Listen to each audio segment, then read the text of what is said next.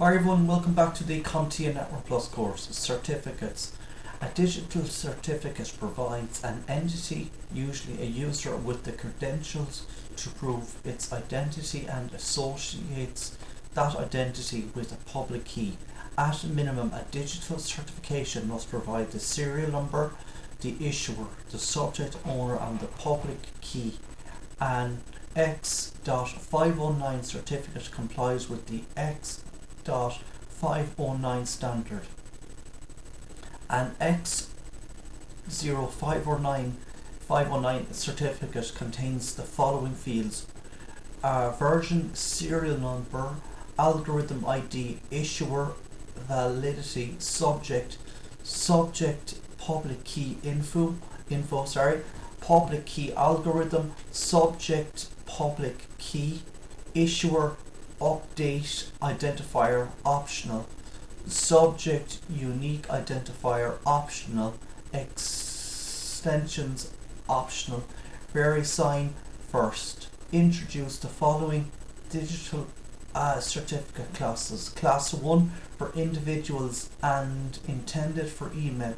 These certificates get saved by web browsers. Class 2 for organizations that must provide proof of identity. Class 3 for servers and software signing, in which independent verification and identity and authority checking is done by the issuing CA, which is a certificate authority. Multifactor authentication. Multifactor authentication is designed to add an additional level of security to the authentication process by verifying more than one characteristic of a user before allowing access to a resource. Users can be identified in one of 5 ways: by something they know, password; by something they are, retinas, fingerprint, facial recognition; by something they possess, smart card; by something they are, location; by something they do, behavior.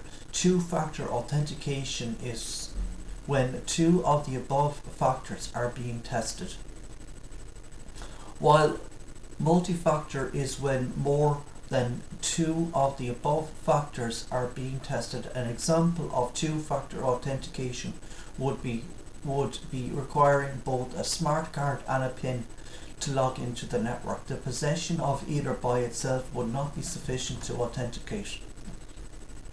This protects against the loss and theft of the card, as well as the loss of the password. An example of multi-factor would be when 3 items are required, such as a smart card, a PIN, and a username and password. This process can get as involved as the security requires. Now, in an extremely high security situation, you might require a smart card, a password, a retina scan, and a fingerprint scan. The trade-off to all the increased security is an inconvenient authentication process for the user and the cost of biometric authentication devices. User-Authentication Methods. There are a number of authentication systems in use today, but I'm going to focus on the ones you're likely to be confronted with on the Network Plus exam. Public Key Infrastructure, PKI. Public Key Infrastructure is a system that links users to public keys and verifies a user's identity by using a certificate authority. Think of a certificate authority as an online notary public, an organisation that's responsible for validating user IDs and issuing unique identifiers to confirmed individuals to clarify that their identity can really be trusted. Figure 1312 shows how the CA process works in relation to 2 users. So I'll just go through it here. So here we figure 1312, the certificate authority. So Mike wants to log in, I suppose, and here's the certificate authority, the message certificate, Jeff can verify that the message with the certificate from Mike is valid if he trusts the CA. PKI allows people to communicate with each other with confidence that they're talking to whom they think they are talking to. It is used to establish confidentiality and to ensure message integrity without knowing anything about the other party prior to the conversation. It's also used to verify the digital signature of a private key's owner.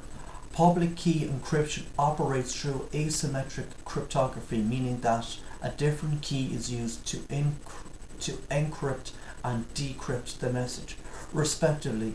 Symmetric cryptography uses the same key to encrypt and decrypt, so it's a lot less secure. Here's how it works. If I send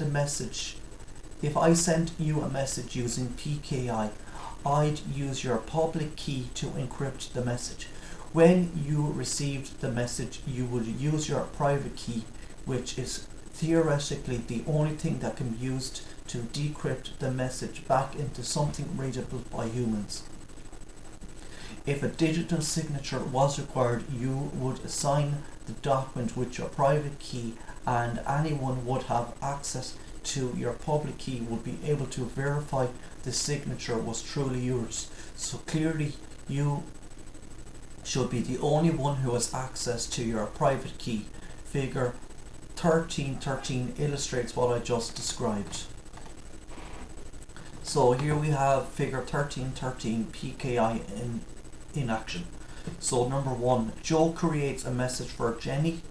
2, Joe uses Jenny's public key to encrypt the message. 3, the data gets sent across the wire. 4, Jenny uses her private key to decrypt the message. 5, Jenny can read the message. This type of authentication is used a lot in websites that perform transactions.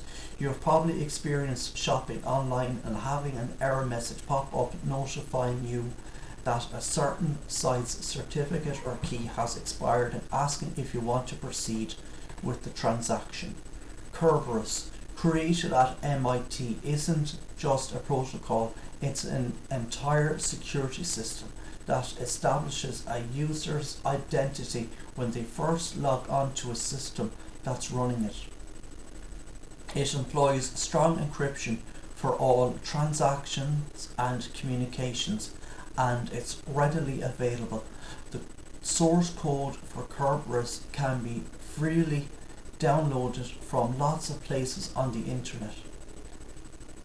Kerberos works by issuing tickets to users who log in, kind of like going to an amusement park. As long as you have your ticket for the ride, you're good to go.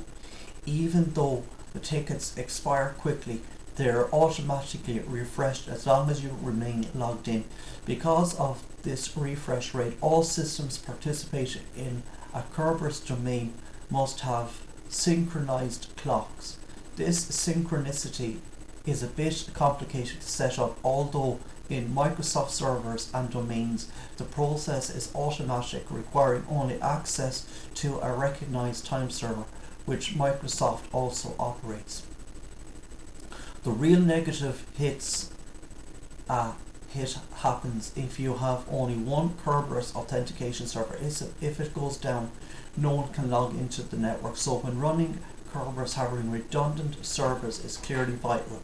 You should also know that because all users' secret keys are stored in a centralized database, if that's compromised, you have a security tsunami on your hands. Luckily, these keys are stored in an encrypted state.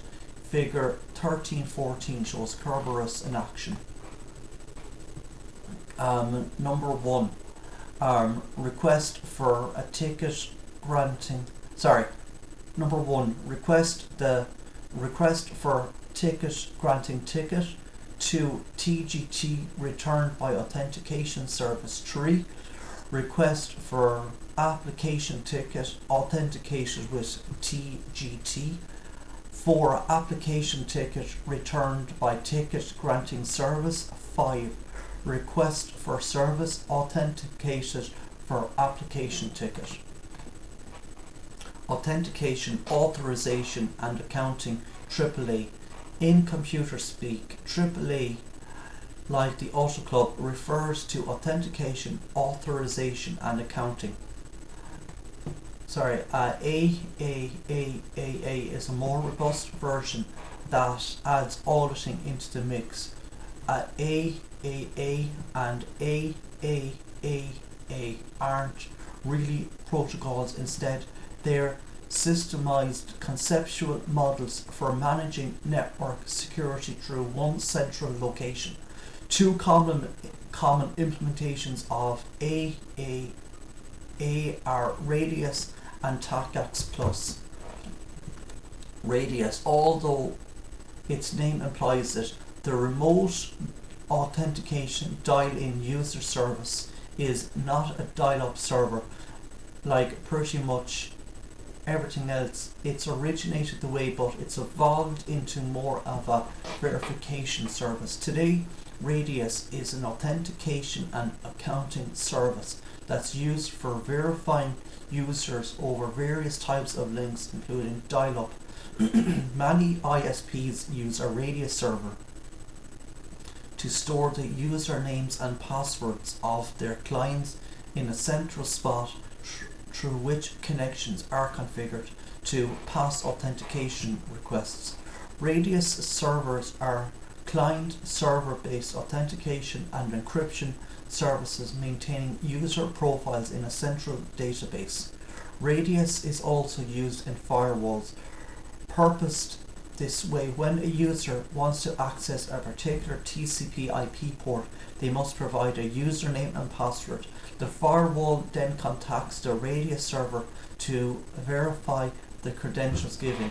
If the verification is successful, the user is granted access to that port. TACACS+, the Terminal Access Controller Access Control System Plus protocol, is a AAA method and an alternative to Radius. Like Radius, it is capable of performing authentication on behalf of multiple wireless APs, RAS servers, or even LAN switches that are 802.1x capable. Based on its name, you would think it's an extension of the TACACS protocol, and in some ways it is, but the two definitely are not compatible. Here are the two major differences between TACACS+ and Radius. Radius combines user authentication and authorization into one profile, but TACACS+ separates the two. TACACS+ utilizes the connection-based TCP protocol, but Radius uses UDP instead. Even though both are commonly used today, because of these two reasons, TACACS+ is considered more stable and secure than Radius. Figure 13.5, TACACS+ login and logout sequence. Just to clarify things, in the IT world, accounting has nothing to do with money. Here's what I mean. When a TACACS session is closed, the information in the following list is logged or accounted for. This isn't a complete list, it's just meant to give you an idea of the type of accounting information that TACACS+ gathers. Connection start time and stop time, the number of bytes sent and received by the user, the number of packets sent and received by the user, the reason for the disconnection. The only time the accounting feature has anything to do with money is if your service provider is charging you based on the amount of time you spent logged in or for the amount of data sent and received. So here we're just going to take a quick look at figure 13.15, TACACS login and logout sequence. So login request, authentication, reply success, authorization request, reply success, accounting start reply success, log out request, authentication stop reply success. Web services. Secure connections to web services can be configured using several variations of HTTP, which is unsecured. The following protocols can be used. Hypertext Transfer Protocol Secure HTTPS protects HTTP traffic by layering it on top of SSL TLS. It requires a certificate on the server. A secure hypertext transfer protocol SHTTP is a little used alternative to HTTPS. While HTTPS wraps the entire communication within SSL, SHTTP only encrypts the served page data and the submitted data like POTS fields. It leaves the initiation of the protocol unchanged. Unified services. Unified video services or unified communication is a term that describes combining traffic formerly confined to the phone network with IP data traffic and video traffic. It takes voice and video information and encapsulates it within IP packets to be transmitted on the data network. VoIP and video streaming are two examples of this. In both cases, incoming data is consumed in real time as it is received, thus placing a premium on performance. To ensure this, QoS mechanisms must be utilized and gives these traffic types priority over traffic that's less sensitive to latency. Specifically, unified voice can also mean the integration of voice with other messaging systems such as IM, presence and email services. It will include the following. Network controllers. There are several meanings for the term network controller, but in most cases it refers to a network interface card or NIC.